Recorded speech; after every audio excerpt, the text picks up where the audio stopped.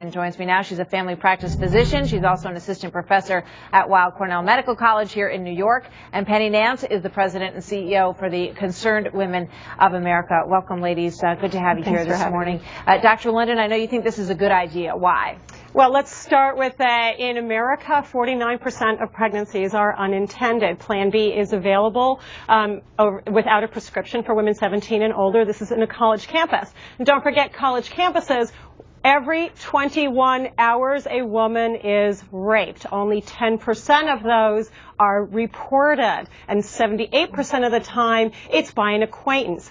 90% of the time under the influence of alcohol. This allows a private way. It is not like this is a vending machine next to a soda machine in the dining room. But why would, Dr. London, let me just jump in. Why would anyone who had been violated in that way, why would they hesitate to go straight to a nurse or a doctor to get this pill, which would be given to them in that instance instead of this, treatment of it, which I think a lot of people will see as very sort of just too laissez-faire, that it's like you should be able to just pop in and, end a pregnancy with a pill you can buy in a vending machine. Well, you're not ending a pregnancy, you're preventing one. It does not work if you've already had a conception. That is a false, non-scientific, lots of verbiage around it, but it prevents fertilization. Let's start with that. Because only 10% of rapes are reported, alcohol's often involved, there's embarrassment. This allows a private way of doing it. This is in a tiny town in the in the Appalachians.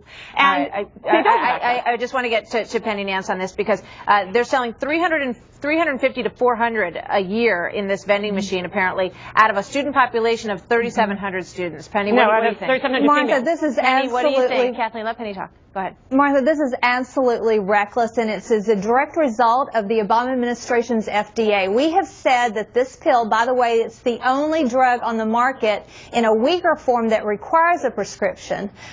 We've said that we need a doctor involved here. This is absolutely reckless.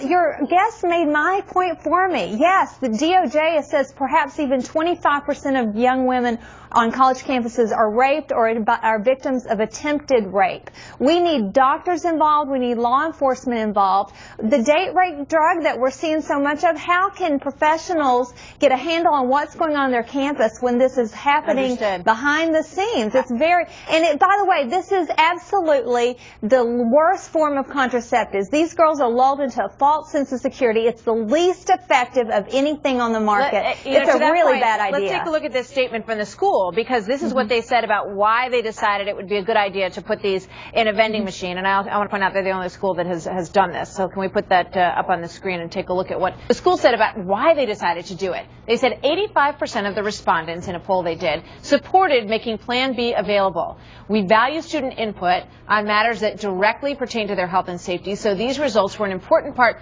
of the decision-making process. And, as a parent who's, a couple years away from paying for college tuition, Dr. London, this horrifies me. I mean, why on earth would you let the students make this decision when most of them aren't even old enough to have a drink? Well, first of all, they can go down to the local CVS in this town of 6,000 and get it. That takes at least a little bit of effort. There's a pharmacist involved in that. Into the student health center. I think they're more likely to get counseled. They've at least now taken the step of preventing yet another potential consequence of an act that they may or may not have been involved with. The fear here is that they're going to use this, as a form of birth control, and as Penny points out, it will happen. It's not a good one. Martha, these young women are showing up over and over again every Monday morning, and without some real supervision, some help, they're making bad decisions. This was a bad decision by the Obama administration. 50% of unintended pregnancies occur in women using contraception. It doesn't work very well. So University of San Francisco said in Princeton. Comment on society that we're at a point where we have